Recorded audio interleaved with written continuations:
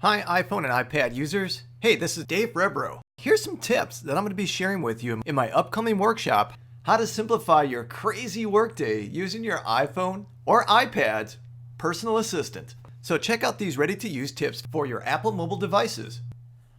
I love to use my personal assistant Siri to interact with apps that are installed on my Apple mobile devices. I really love using Siri to interact and help me manage my calendar.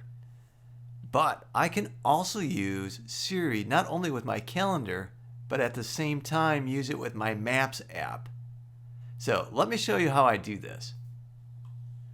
Hey Siri, where is my meeting tomorrow with Janet Higgins? It's at First Watch 17550 West Blue Mountain Road, Brookfield City, Wisconsin. 53045 2928 United States with Janet Higgins. Hey Siri, give me directions to First Watch. Okay, one option is First Watch on West Blue Mountain Road in Brookfield. Is that the one you want? Yes, please. Getting directions to First Watch.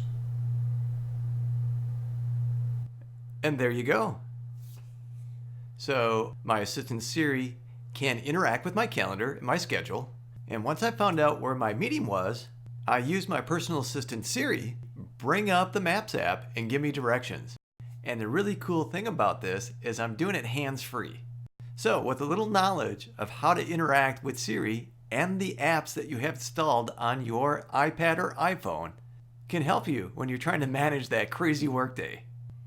That was a tiny taste of the delicious stuff I'm going to be sharing with you in that workshop coming up on March 16th. So if you own an iPhone or an iPad or both, and you want to learn how to turn your devices into your personal assistant, click below to learn more about this workshop and to reserve your spot. All right, I look forward to seeing you on the 16th.